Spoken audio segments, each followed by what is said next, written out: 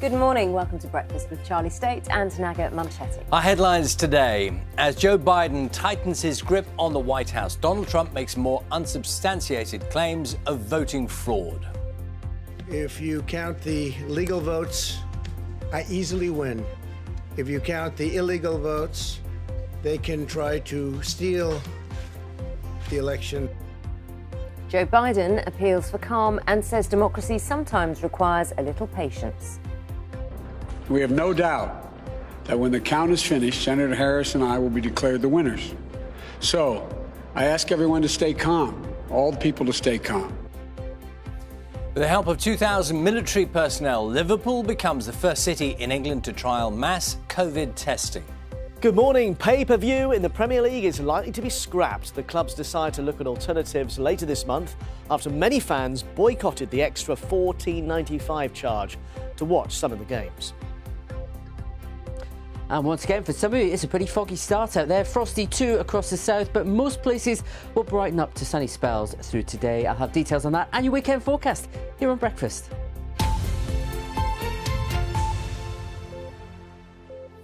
Good morning. It's Friday, the 6th of November. Our top story today. President Donald Trump has insisted he has won the US presidential election, even though votes are still being counted. In his first public address since the early hours of Wednesday morning, Mr. Trump complained about voter fraud without providing any evidence.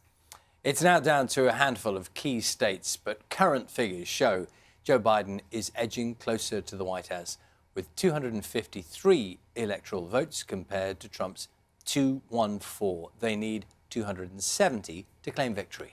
Let's get more from our North America correspondent, Ben Wright.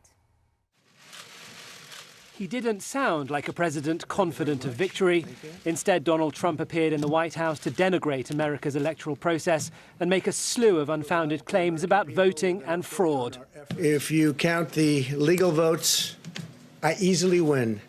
If you count the illegal votes, they can try to steal the election from us. We think there's going to be a lot of litigation because we have so much evidence, so much proof, and it's going to end up perhaps at the highest court in the land. With his chances of re-election appearing to recede by the hour, the president made a wholly false distinction between votes cast in person on the day and votes cast by mail. Both are legal and both are still being counted. Some in the president's own party spoke out. On Twitter, the Republican governor of Maryland, Larry Hogan, said there was no defense for the president's comments, undermining the democratic process. There is no evidence of postal voting fraud. And in Georgia, a state Donald Trump must win to have a chance of taking the White House, his early lead has been shrinking fast as mail-in ballots are processed. In Pennsylvania, a state with 20 electoral college votes, Donald Trump's election night lead has been eroded too. The Trump campaign has filed a lawsuit to press for closer scrutiny of the ballot counting process, but the state's top election official has strongly defended the count. The strength of the integrity of this vote is really unparalleled. Same when you vote in person, right? You have to be registered, you go in, you sign in the poll book. All these things are tracked. Good afternoon, folks. Joe Biden's tone and tactics could not be more different to the president he's now confident of replacing. We have no doubt that when the count is finished, Senator Harris and I will be declared the winners. So I ask everyone to stay calm, all the people to stay calm. While there are still votes to count, a Joe Biden presidency is not a certainty, and his slim lead over Donald Trump in Arizona narrowed during Thursday. And we will make... Donald Trump does not want to be a one-term president, and he's willing to rubbish America's democratic reputation to try and hold on. But it's the states in charge of counting the votes, and that process continues no matter what Mr. Trump says. Joe Biden has said he will try and unite this divided country if he wins the election. If Donald Trump is on his way out of the White House, he hasn't made that task any easier. Ben Wright, BBC News, Washington. Ben's been busy in Washington. We can talk to him now. Ben, good to see you. Look, so we've got these pictures of Pennsylvania, which is one of these states, isn't it, where it's so close at the moment and counts are still going on. Just take us through just what happens next, I suppose. Morning, Naga. Well, the counting continues. And as you said, all eyes right now are on Pennsylvania and Georgia. Because to win this election, one of the candidates needs to reach that magic number of 270 electoral college votes. The way it stacks up right now, if Donald Trump is going to be re-elected, he has to win Georgia and Pennsylvania. He has no other route to the White House because they have such a lot of electoral college votes between them. Now, in Pennsylvania, on election night itself, Donald Trump was leading by 500,000 votes.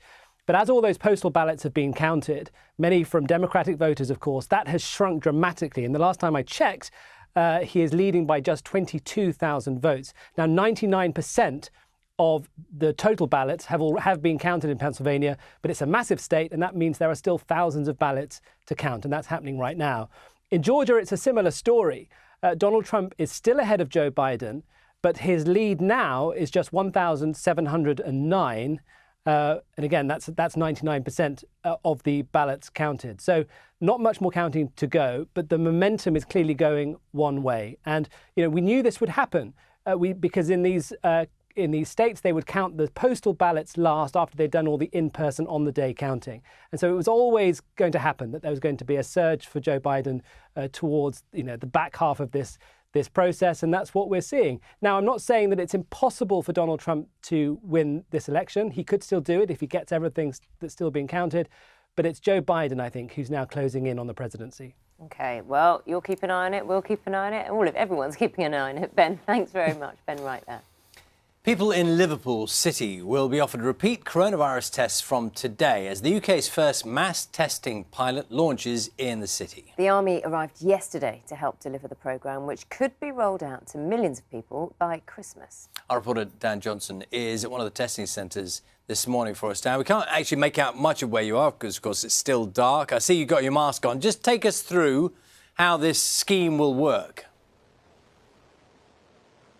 Yeah, so there'll be two types of tests offered at centres like this across Liverpool. One is the same sorts of tests that people have been getting for months now on a sort of drive-through basis. That should give a result on the same day after analysis in a lab. But also these new lateral flow tests, which are the really quick handheld results. They should be able to give a response within 20 minutes, half an hour. And it's hoped that that will enable people in this city to get a much better idea of exactly how much of the virus is circulating, who may have it, even if they haven't got symptoms. This is being offered to everyone across Liverpool City itself, whatever their age, although it will be focused at key workers, people who need to keep working in the first instance. It's not mandatory, it's completely voluntary. It's for up to people to ring up, book a test, or to turn up to one of these centres across the city. But the hope is that this will test out this system, as you say, being supported by huge numbers of Army personnel who've been brought into the area to set up these centres and run the logistics. But the hope very much is that they can prove that this works, sort out what is needed to make it efficient, and then hopefully this can be rolled out not just across this area but for other cities to try and help us beat the virus and control the numbers. Dan, for the moment, thank you very much. We'll be speaking to Professor Matt Ashton in about 20 minutes' time, who is the Director of Public Health for Liverpool, and spending some time as those centres open. Midday, I think they're due to open. Boris Johnson has insisted that the 4-week lockdown in England will be enough to reduce the rate of coronavirus infections. The furlough scheme, which subsidises the wages of workers who would otherwise be laid off, has been extended until March. Let's talk to our political correspondent, Nick Eardley, who's in Westminster. Nick, good morning to you. OK, so I think it's fair enough to say that many people are really weary and tired of these restrictions, with these restrictions going on. So they needed to know that there would be an end date, and that was confirmed by Boris Johnson, wasn't it? I think that's right, Naga, and when a lot of people saw yesterday that this massive, expensive support scheme for jobs was being extended by another 4 months until the end of March, there was a bit of nervousness, really, wasn't there? Does that mean that lockdown is potentially going to last that long? Boris Johnson, that press conference last night, I thought, was really at pains to tell us repeatedly that the measures that have just come into force in England will expire on the 2nd of December. He really wants that to happen.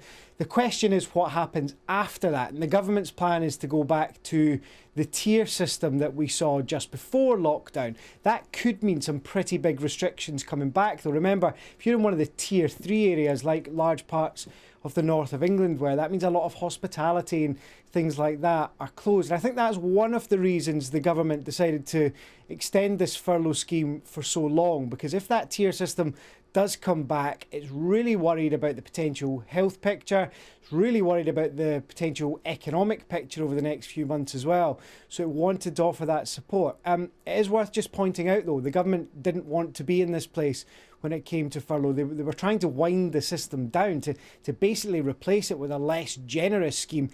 They've been forced to do this by the way that the picture looks just now. And opposition parties are saying, well, look, we were calling for this months ago, and if you'd done that, maybe the economic picture might be a bit more stable. OK, Nick, thanks very much. Nick Erdley there for us. Students at the University of Manchester have torn down security fencing that was put up around parts of the campus accommodation on day one of England's lockdown. The university has since apologised and says all the barriers, which were put up without any warning to residents, will be removed this morning. Andy Moore reports. The moment when students tore down what they called a wall. The erection of the barriers had generated enormous anger, with crowds of students marching through the Fallowfield campus. The university said the fences were meant as a security measure to help avoid what it called the mixing of households. But construction started before residents were informed. Students saw them as yet another infringement of their liberty. We have no access to communal spaces, and now they're locking us up. They're locking us off from our green spaces. They're locking us off to see people in other halls. It is not our fault. It is not our fault. Manchester University's Vice-Chancellor has now apologised for the concern and distress caused by the fence. Professor Dame Nancy Rothwell said it was never their intention to stop students entering or leaving the site. Dismantling of the barrier will start this morning. The university says it will be replaced by extra security patrols. Andy Moore, BBC News. The British government says Denmark is to be removed from its travel corridor list immediately. It means people arriving back from the country will be required to self-isolate for 14 days. Denmark has announced its own strict lockdown rules after health authorities reported widespread coronavirus outbreaks in mink farms. The Prime Minister said the country would cull all of its mink, as many as 17 million in all.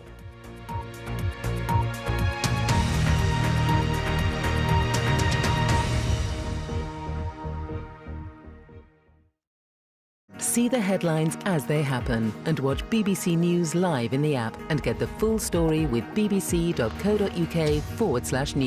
Follow the story for all the latest with BBC News.